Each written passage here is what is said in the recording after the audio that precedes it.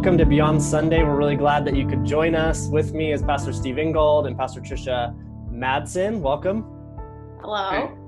Glad you guys can join us. Our topic for this episode is contentment, as a follow-up to Steve's sermon that he gave this last weekend on the back half of Philippians chapter 4. So great job, Steve. I guess I'll start off with you.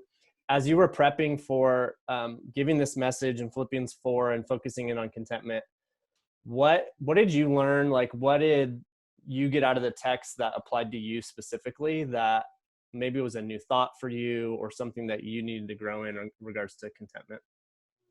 Yeah, I think so much of what I was teaching, what I was saying is just, anytime we teach a message, it's what God's kind of preaching to us throughout the weeks ahead. And so even the resentment, greed, comparison stuff is stuff that between me and my wife, it's stuff we're processing, staying away from, and we're realizing so much, like, it's not like a simple thing that I can just go, no, we're not going to do that today, but how much Christ has to work in and through us to make that happen. And then it's also taught me like a little bit more on how to engage with Amanda and some of her struggles. Like I mentioned, I think in the sermon, she runs a little more on the anxious side when it comes to difficult things, and so it's hard to and sometimes I don't know necessarily how to interact with her in that. But so much of what Paul was writing here was kind of teaching me how to engage with her and how to help her process and how I can process in light of it, because I'm not always super helpful when she's in those seasons. So yeah, there's a lot that goes into this whole idea of contentment. And so I think the biggest thing was not that it's some simple thing. It's nuanced, it's complex, it's a journey.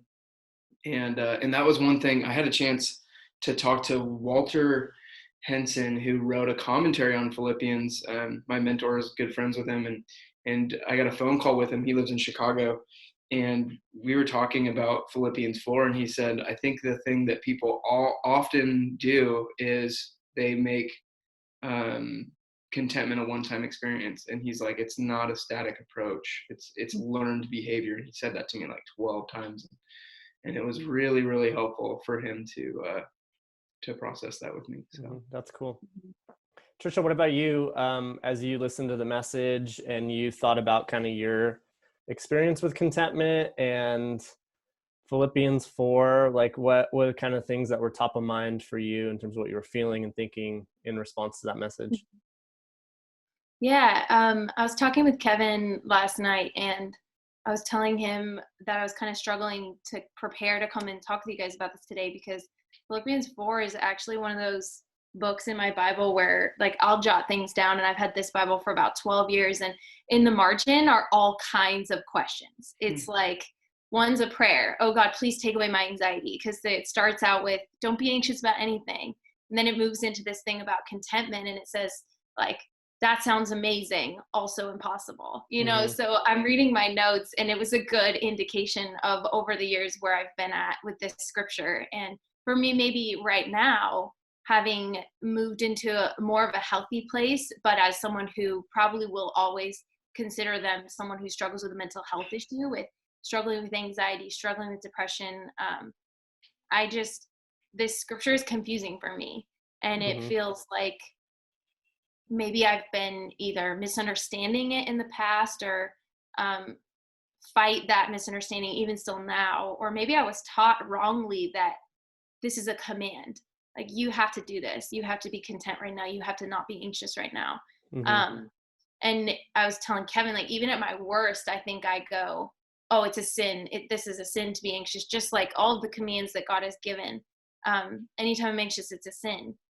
So then I was saying, well, then if anxiety is always a sin, then my clinical diagnosis for those couple of years with panic attacks and anxiety, was I just a sinner the whole time and not close to God, and it was my fault, and it was because of my brokenness? And I think it like plays into the stigmatization of a mental health issue in a way. So it's kind of like unraveling for him, what have I learned about this? And one of the things that I've had to learn about this is sort of the misnomer that contentment could be synonymous with a happiness. And if contentment equals happiness, then when I'm sad or when I'm pensive or when I'm anxious, then contentment feels impossible, and peace feels impossible. So the way that I'm looking at it right now is, if there's this spectrum of happy to sad, to say it really like plainly, maybe contentment could enclose all of it. Maybe it's a foundation, an understanding, a truth. It's like, on Christ the solid rock I stand, that can actually handle and contain that full spectrum of like human emotions. Yeah, and that's good. If that's true, then that means when I'm anxious, I can still know the things that I know are true and feel my feelings. Mm-hmm. I don't know. That's kind of where my head's at right now. So much of what you just said, Trisha, I'm curious, and I totally agree with you. Like the stigma that is anxiety or depression or mental health is one that the church has not helped heal for a lot of people. And hopefully we're on a trajectory that looks different than that now. Mm-hmm. But I think that's part of what was so interesting to me when I got to dive into this passage a little bit, is when Paul talks about the mystery of contentment, and like he's being so intentional. He says we read secret, but it's like his audience would have been like, oh my gosh, that's like set aside for the philosophers and the people that really understand life. And I think I'm curious, in that process that you've gone through to wrestle with through all that, how much of like when we talk about how God transcends even some of those things you're wrestling with, what does that conversation look like with God in those moments? What has helped you through that process? I don't if I'm making sense. I don't know if there's something you can give to folks that's like, this is what I've leaned into to kind of avoid falling into that stigma or thought that my anxiety or my depression is the same. Yeah, that's a really good question. I think maybe trying to learn, it's not really learning how to pray as much as it's praying so much and through so many different kinds of things that you realize God doesn't care. Like when you are having a panic attack, or you are grieving, or whatever, depth you're feeling of human emotion, and you go to God and you're mad, or you go to God and you're like praying the same prayer again and again, can you please take this? Please take this away. And you're also trying. It's not like you've just given up. There are those moments where I've just given up. But in moments when I'm trying and I still can't feel right, I still can't feel content, I still can't feel happy, or whatever that thing that I need is, when I go to God and I say, and I talk to him and I remember that he's close still, that helps me. It's not, I don't know. It's like, maybe it's like with parenting, where your kid is going through something hard and they come to you and you're like, I can't give you a quick fix on this. Yeah. But what I can do is be right here with you. Like, I can't just make you stop having night terrors. Mm-hmm. I can't do it. I wish I could do it. I wish there was a way for me to just, but this is where your mind is at. This is where you're developmentally where you're at. This is something you've got to get through, but I can give you this, and this. And I think where contentment comes into play is, there are things that God has promised us and there are things that God has not promised us. And when I don't remember and I mix up those promises, like if I start to think God has promised me I will be happy always, that will let me down every time, which is why he has not promised me that. Mm-hmm. He has promised me an abundant life, which means I think he wants good things for me. Mm-hmm. But does that mean I'm immune from feeling the human emotions and going through all of the same things that everyone, including Jesus, went through? Of course not. Mm-hmm. So it's like, what are those things he has promised me? One of the ones for me is he will always be with me. Mm-hmm. Like contentment is knowing that I truly am never going to be alone. And there actually is not a state of mind that would make me unlovable for him or unreachable for him. He's not afraid of my crazy moments. Like, he's just not. He's always there. And when you start to come out of it a little bit, I feel like the next time you head into it, you trust it just a little bit more, because you're like, oh, you didn't fail me that time. Maybe you're not going to fail me this time. Mm-hmm. Does just in light of us going into Holy Week this week, does the Garden of Gethsemane prayer resonate with you in those moments where it's like, I mean, we know, you just made me think about this when you said Jesus experienced this emotion. It's like, we know he was so anxious that he's sweating drops of blood. Like, does that prayer resonate with you in those moments? And is that like an easy prayer to pray, or is it like one you have to wrestle through, like the not my will, but your will be done? Oh my gosh. Yeah. I think, yeah, I don't think for me it's an easy prayer to pray. I also think sometimes I'm a little bit emotionally distant from the prayer that I'm praying, and it's like it's a little bit of the healthy side of what a faith tradition could be. Yeah. I think there are a lot of like negatives to what traditions can do for people, and it can make you stop thinking or whatever. But there's also that really healthy side that when I actually remind myself of the scriptures that I know, of the stories that I personally have experienced, of the people in my life whose stories I know, that those traditions, those things kind of going through the motions in the middle of it, it actually does help me. Especially as a worship leader. I mean, I'm not going to lie, it's really hard sometimes to get up onto the stage on a weekend when I'm going through something really hard. But those words that I actually believe are true, when I sing them, it becomes more and more true for me as I sing them. I'm reminding it. It's like, remind your soul to bless God. Bless the Lord, oh my soul. Like, I'm going to do that work right now. I'm just going to remind myself, you know? That's so good. Yeah, I appreciate that. That's a great thought. I'm the more we talk and the more I've been thinking about it this week, the more, contentment's like this deeper level root thing than the surface level feelings of a particular day. And it can, like, I love what you said about it can contain all the different range of feelings, all within the concept of contentment. Because sorrow, like this side of Christ's return, like sorrow never goes away. So how do you reconcile the constant existence of sorrow in our lives and in the world with this, like, I've learned the secret of always being content? Like, how do you reconcile those two things? And contentment has to be something deeper than our emotions that we experience from day to day, or even from moment to moment within a day. And the other thing that I love about what you said is I was the person who was advancing the stigma without even really knowing it, because I had a lot of pride around feeling like I was superior at contentment. Like my brother in my wedding at my, he gave like the toast.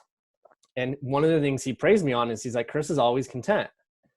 But it wasn't it was a false contentment, because as I look back on it now, I exhibited behavior of contentment because my personality is so steady and even keel. Like there's not, what? Yeah, seriously. Can you believe it? And so that was confused for contentment of like, oh, he's like, he must be content. And it wasn't. And actually I was a master at relationally distancing myself from anyone who could like disrupt my contentment, because like for me, what causes the most like discontentment is it's not greed, it's not comparison, it's like expectations around relationship and it not going well that really start to like get my anxiety higher and give me feelings of being less content. But if I distance myself and I'm not vulnerable, which I was able to do like when I was younger really well, to where nothing could affect me. But then I wasn't loving anyone. So like I was doing nothing to obey the commands of Christ. But yeah, I was able to like remove myself in a way that gave off the feeling of being contentment, but it wasn't true. Right. So you just brought up something that I think is so interesting, and I'm comparing it with what Trisha said earlier too.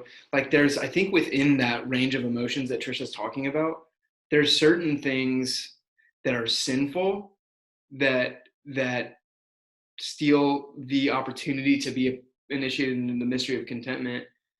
But then there's things that what like Trisha are saying that aren't sinful. Like, hey, I mean, the Bible says do not fear so many times because people have that natural emotion. Like it's not like, don't do this. It's, hey, I know you're here. Let's try and figure out how to process this. But then there's things like greed, comparison, or pride, like you brought up, Chris, or all these other things that we can lean into. That's like that actually is sinful, and that's stealing your joy. So I think that's important for us to draw the line between. There's certain things that are sinful, that will prevent you from entering into this process, or maybe make you take a step back within this process of contentment. But then there's things that are just like natural human emotion, right? That this contentment teaches you how to engage and process through those things.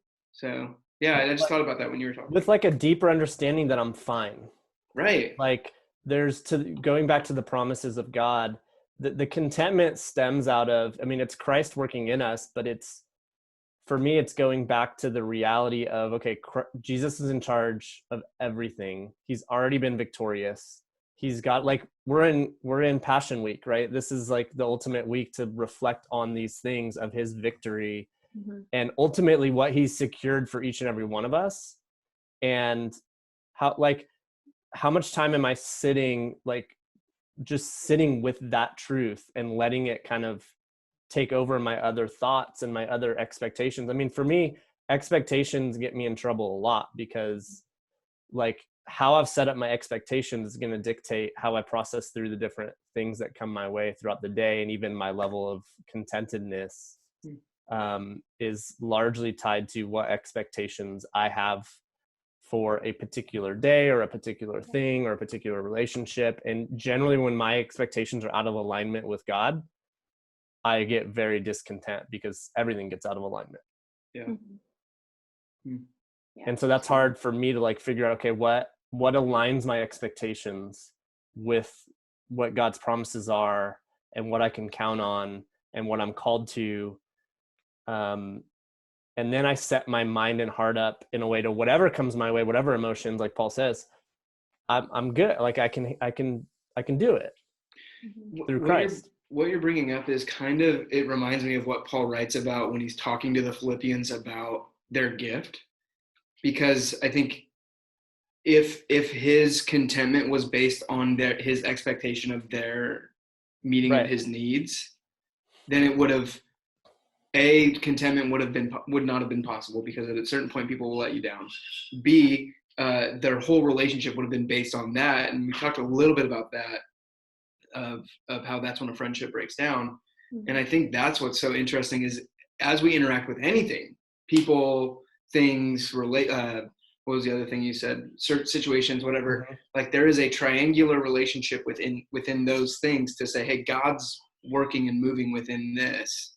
And that's so, like, Paul is so careful to say that, partially because of like cultural context, that like you didn't want to go overboard with saying thank you to people then, because then it was like, I'm in debt to you if I do that. But he's being very clear to bring God into the whole situation. And I think that relates pretty significantly with what you just said, Chris. Yeah. When I expect the boys to behave a certain way, or my wife to be a certain way, or my employees to deliver certain things, or my boss to not hold me to those same expectations, like all of these expectations, like there's no way. But when I expect God to do something cool today, like it's such a completely different mindset, like for where that places my heart for the day.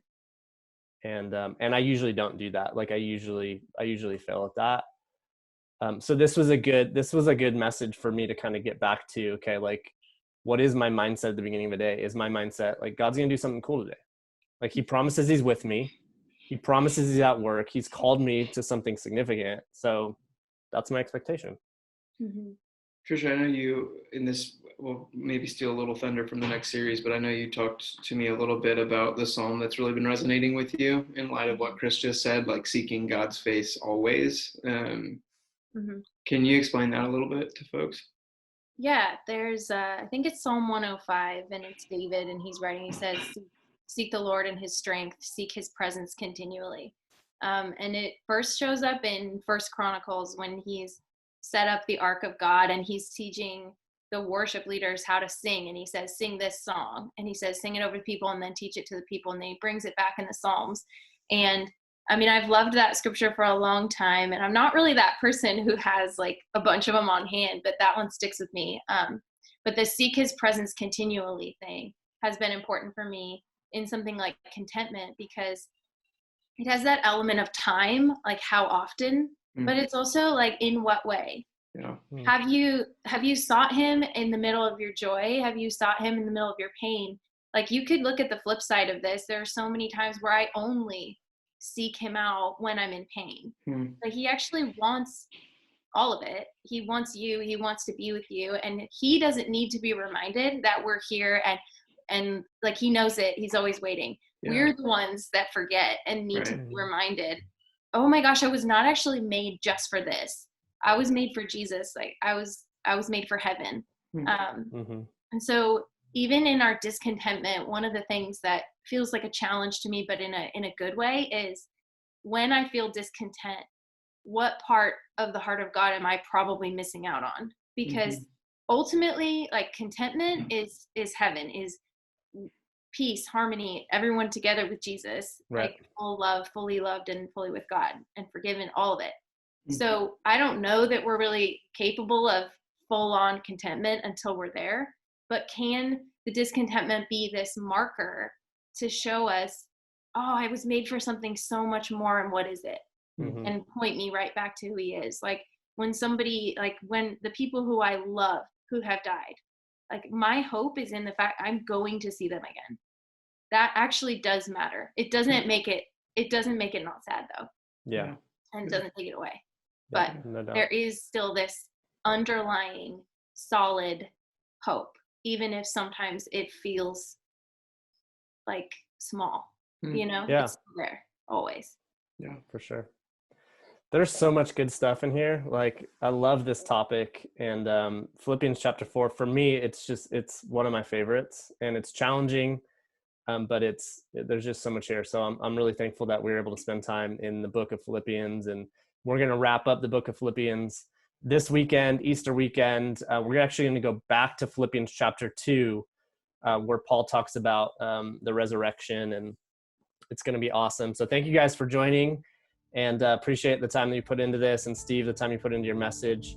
And we'll look forward to talking to you all next week after Easter. Talk to you later. Love you. Love you guys.